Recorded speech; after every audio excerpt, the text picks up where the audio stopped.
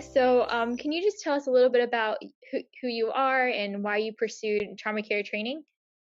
Yeah, sure. So my name is Angela, and I'm working for Haven of Hope for many years now. But I also work as a trauma-informed care educator in my community and around other counties and even internationally. The reason I got into trauma care was because I've worked with at-risk youth for as long as I can remember, 25 years, and I've always wanted to know how to help them best. And so my background is counseling and then a specialization in trauma-informed care.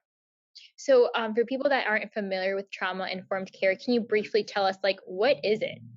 Yeah, sure. I know it's such a buzzword. You kind of hear it all over the place now. But what it really is, it's a therapeutic model that helps caretakers to have informed strategies of how to help their children develop and overcome the trauma that they suffered in their lives to get back on their trajectory of healthy development.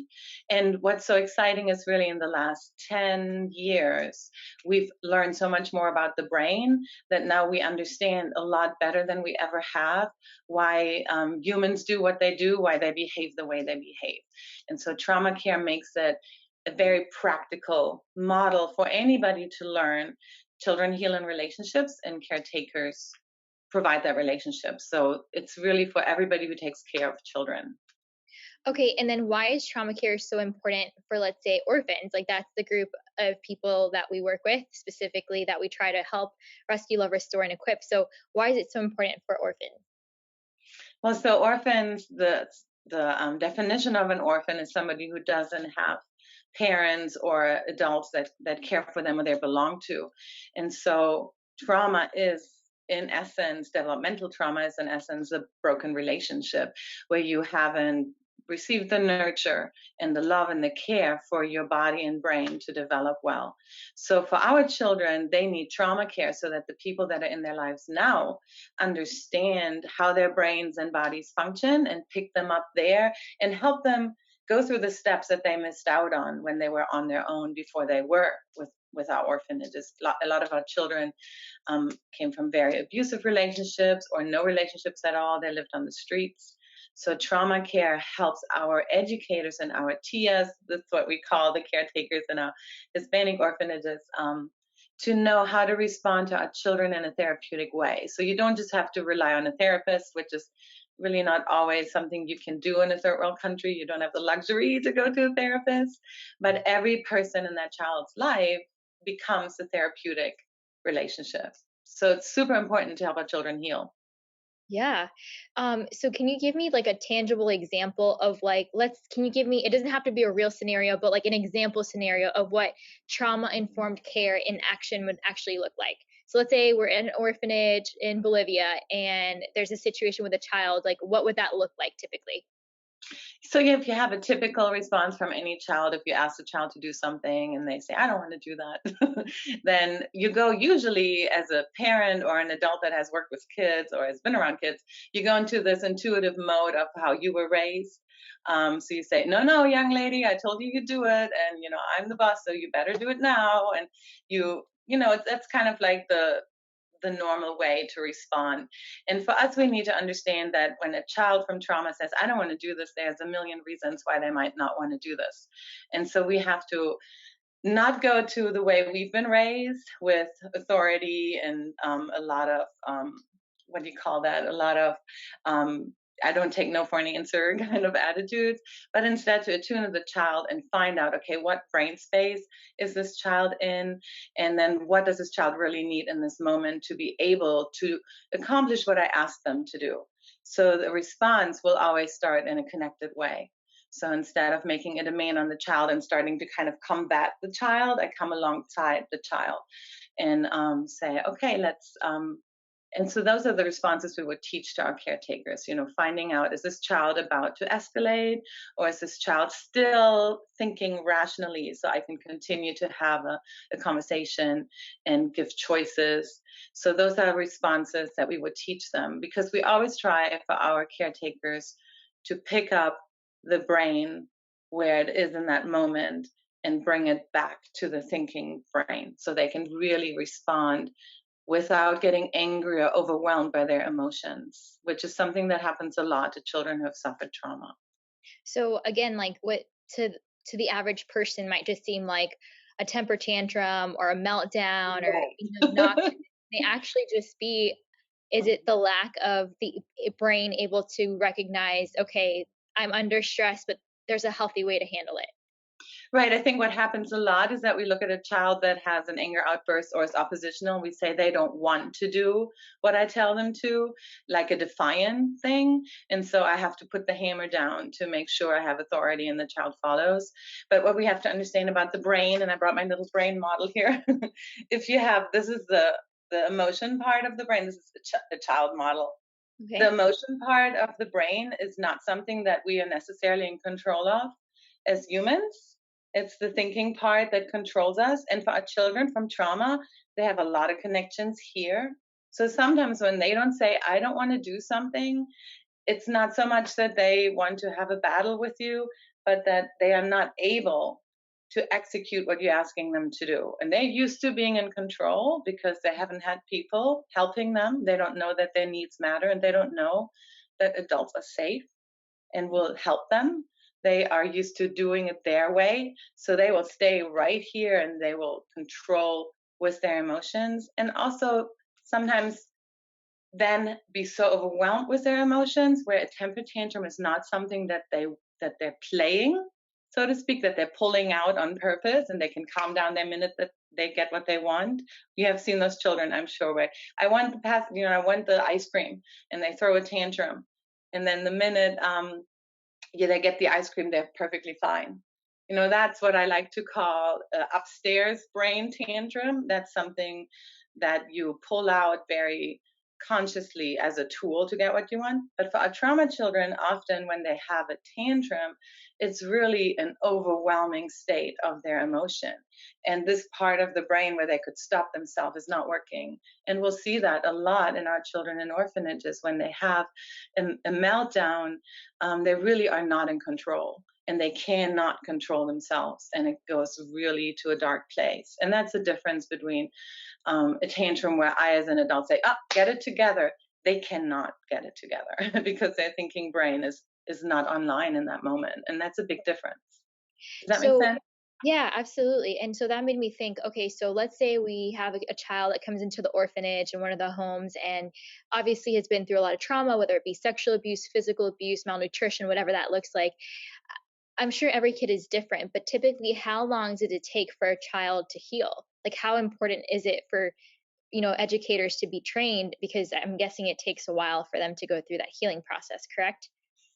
Oh, yeah, for sure. And that's, like you said, every child is different. That is extremely individual for each child. Every child has a different story, they have a different personality. When the trauma happens, at the age that they were where the trauma happened, or how long the trauma happened, has everything to do with what is it going to take for this child to heal. So there's no answer where we say, oh, if we do this consistently in 9 months, your child will be perfect. That's just not the case. And in many ways, trauma will be with you forever. It's just that we are teaching our children to understand what happened to them and to make sense of it, to integrate it into their story. So that when, let's say, there was an abusive male in this child's life, so that they can understand over time not every male is a dangerous person. And it's not even a conscious thought, it's something that's stored in your body. So when our children get maybe a harsh demand from a man who is loving or who really is wants the best for them, it might still trigger the same response. So trauma informed care helps our children to recognize the trauma they went through, to learn it about themselves, and to understand.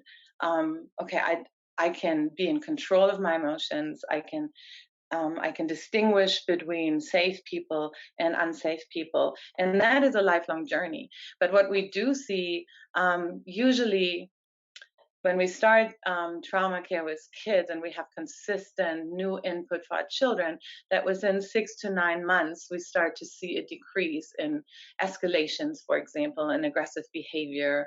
Or the flip side, another trauma response is extreme shutdown, where you're just so detached from your emotions because everything that happened to you was so severe that you cannot stand feeling it. So your body shuts down and you're just this the shell of a person that's not really you.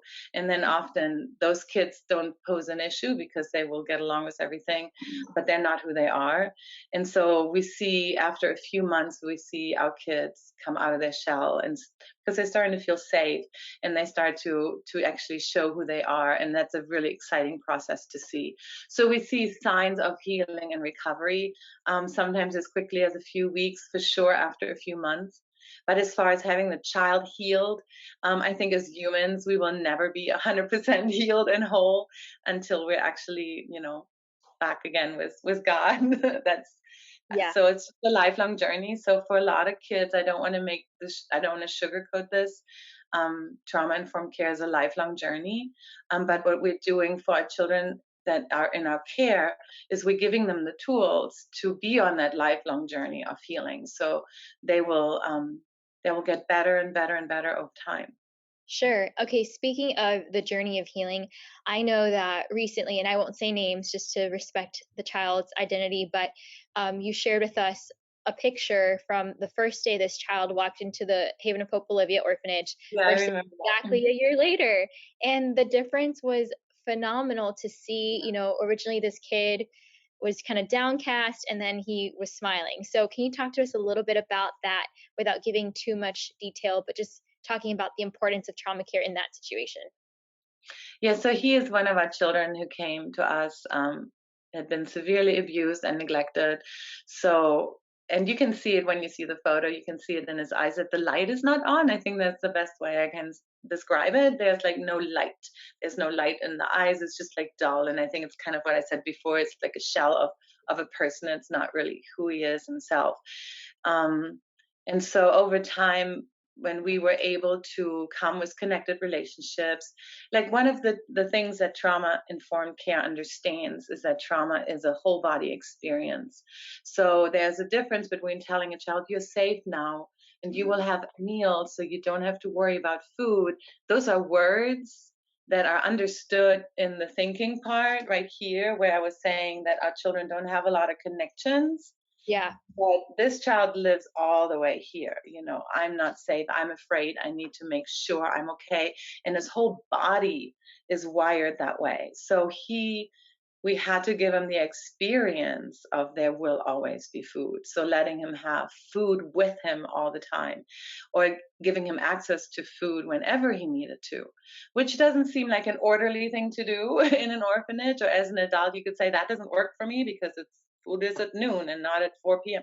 But so trauma care understands, though, I need to prove in a physical, whole body way that you will be taken care of here. So if you need food, you will have food. And that looks a little messy and maybe permissive from the outside, but really what we're doing is changing the truth and the wiring and the reality of this child's body and brain, where we're giving him proof that you are safe. It's not just words, because he doesn't really process words that much. Words don't mean anything. It has to be proof. So that's one example. Another one is just building safe relationships where he can experience people who will not get mad at him if he is overwhelmed by his own emotions. Like one of the big things is and he had a lot of tantrums, what we would say in the beginning, where instead of putting down the hammer and punishing him for it, to understand, I get it, and I'm going to sit with you and show you what calm looks like, and I'm going to love you through your anger and through your tantrum, and I'm going to not go away when you cuss me out or when you say something mean to me. I'm still going to be there because I'm going to show to you what a safe person looks like. And over time, it changes what your body feels and what your brain feels, and over time this can relax a little bit, and this comes online, and this is really where we are, who we are, the person, the empathy, the compassion that we can have for other people. And one of the big transformations in him, I think, is that at first He couldn't share anything. He was very protective of things, like all the things that we don't want kids to do. But if you're not safe and if you are in survival mode, you cannot care about other people because you need to Right. make sure that you are safe. So once we gave him full body proof and experiences over and over and over again that we will not leave you and you're safe here and you have what you need, then he was safe to say, okay, maybe I can share, maybe I can play with other people. And so that's when we started to see the light come on and the joy, and to realize, okay, I can have big emotions, but these people will help me through them. Right. And it's okay to give my toy card to my buddy over here because I'm okay. You can only do that when you're okay. So that's where we saw the transformation. Yeah. Okay, talk to me a little bit about, I mean, these stories are so amazing, and I'm sure we can go on about the testimonies, but talk to me about how do you kind of measure success? Like, how do we measure success? I'm sure with this, it's a little difficult because it's not like a math equation. Like you said, if you do this for 9 months, a child will be healed. So, are there any measures that can help us kind of measure success? Yeah, for sure. So when we look at the typical trauma responses, they're fight, flight, and freeze. So fighting meaning being aggressive, being dangerous to others, having escalations. Flight is running away, in a sense, physically running away. And we've had children do that where they just run. And I know everybody who fostered children or worked with trauma kids has experienced children literally running from them, and they don't even know where they're running to. They just need to get away. And then the other one is freeze, which is the shutdown mode, where you have this kid that will physically hide somewhere or just, shut down, and you can't, they will not answer you, they will not talk to you, or they hide behind this persona that you can't ever get to the child. So those are the three big trauma responses. So the first thing is we want to decrease those, right? We want to make our child feel so safe and physically and mentally and emotionally safe that they don't resort to those three responses all the time and less often. So that is one thing that we can chart pretty objectively, where we can define, okay, fight or a tantrum would look like this: the child is spitting, biting, hitting. So how often is he doing that upon arrival, like the first week? And then as we are starting to implement strategies and trauma care, how is this decreasing? And that is something that you can observe from the outside. That's the first thing. And that is then when those responses decrease, it shows us that, okay, this child is starting to feel safer now. And now we can start to make some other demands. So once a child starts to feel safer, I can then set some proactive goals. For example, now I really want you to do some math homework. You need to catch up in school. But until a child is still in these really severe trauma responses, he's not going to care about math or reading or writing. And most likely, he won't have access to the part of the brain where he can do that. So I want to wait with my demands on those capabilities until I know my child feels a little safer. So the first step is decreasing those trauma responses to a manageable level. And then the second measurable is now we set some proactive goals. How many minutes of math were you able to focus on? And let's increase that. So those are just some examples. There's a lot more, but that's where we Yeah. would start. I remember a long time ago we spoke about this, and you mentioned education could also be like their grades in school, right? Could that be kind of immeasurable if they see an improvement Yeah. there? Absolutely, for sure. And like I said, that's kind of something we want to start measuring when we know we are at a level of safety where the child is able to really start focusing on schoolwork, but absolutely great. And then one of the things that happens a lot in class is even time in class, where a student will not just run out of the classroom or distract other kids, just the behaviors they would do in the classroom. Mhm. Was this kid able to stay in their chair for longer than 10 Mhm. minutes. And a lot of kids that suffer trauma have a really hard time doing that. And a lot of them get a diagnosis of ADHD because they display all these, I can't focus, I'm Right. fidgety behaviors, where really it's really a manifestation of the trauma in their body, the stress that's stored in their body, and the brain that is wired around stress, to where we see those symptoms. So yeah, in class, there's a lot of things we can start to measure. Okay, so I know we only have a few minutes left, and I definitely want to respect your time. So, just I want to go really quickly. Obviously, COVID-19, this pandemic is affecting people around the world. And Yeah. so, my question to you is do events like this, can they trigger children or do they affect children, especially the ones that have gone through trauma and Yeah, made for progress sure. through trauma care? Yeah, definitely. And I'm working in a school district, and I have those conversations with families and kids over Zoom or whatever, every day, where students they have different stages of being aware of what's going on, and that's where really the relationship of the parent or the caretaker comes in, which is why trauma care is so important. Again, if you have a caretaker who understands that as the adult, I'm the buffer for this child, and I can help regulate my child. Like if I'm freaking out as an adult, my child will most likely freak out.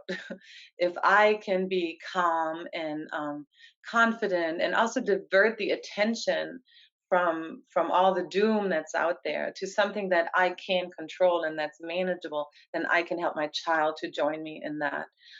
So trauma care can be extremely useful right now for parents to understand how their child's brain work and their own physiological work. So my kids, if I say I'm okay, but my body is actually not, the child's body will pick up on that. I mean, you can tell, right, when you're with somebody and they say one thing, but really they're not meaning it. And children will discover that right away. So if I'm aware of how I can help myself to calm my survival brain so I don't have to go into fight and flight. And really, but I do that, and say that a lot to our parents and adults. Focus on what you can actually control. There's a lot of things that we can't control right now. But the one thing that I'm in control of is what I'm thinking and what I'm dwelling on and how I'm responding, the words I say, and really the things that I feed my mind with. So that's a fundamental truth of trauma care is to understand I'm in control of my brain essentially. And so what I dwell on, that's going to make me feel a certain way. So Right. as a parent who wants to help a child who is freaking out and really scared about everything that's going on, let's together focus on what are you in control of? What can you do? If you're worried about your grandparent and you can't see them, what can you do? Oh, you can make a card for your grandparent. Let's do that. So really go back to what can I do? What can I and once I feel in control of something, my brain will calm down and I will have more access to my thinking brain and I will start to feel better. um, so it's really super helpful, and we're trying to get this knowledge out to as many people as we can, and myself too. I mean, I'm going through these exercises and understanding. Okay, I'm in my fight brain. I need to, take a deep breath and go back to what can I actually control, and let's focus on that. Sure. Okay. Is there anything else that you wanted to share with me about trauma informed care, about the progress you've seen in our flagship orphanage in Bolivia with trauma care? Anything, or maybe just COVID-19 and the effects of trauma care? Anything about along those lines?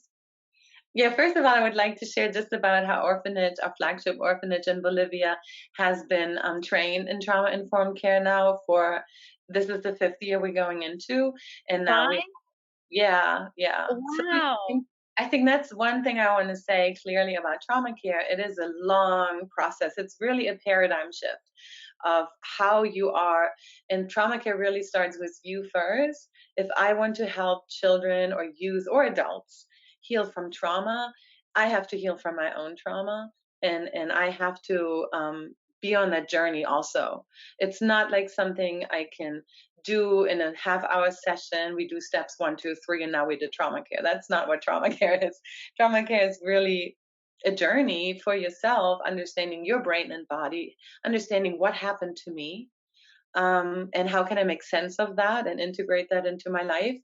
And then that capacity that I have within myself, I reach out to the person next to me, and then we walk together, and I can bring that person with me. So at Haven of Hope, it started, slow. It started with even understanding why we need it, getting, and it's a different culture.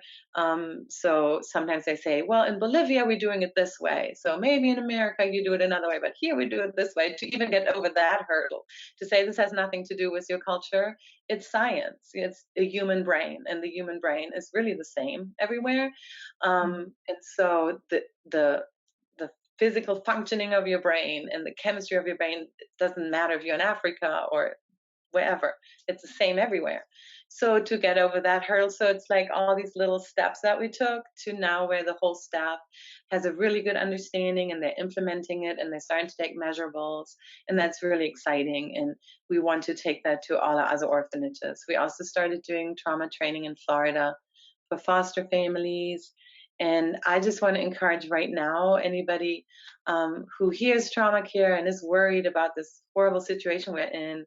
There's so many resources online to even look up, how can I get out of my survival brain, exercises on mindfulness. All these things are extremely, extremely healthy, and there's a lot of information out there. So, yeah. Awesome. Well, thank you so much. This was amazing. I'm sure there's gonna be a lot of people with a lot of questions, and I know that we have hopes that once this pandemic is over, that hopefully we'll see you for some trainings to equip some people in the community here in Southwest Florida and also around the world. So we're definitely looking forward to that. Awesome. Thank you. Yeah.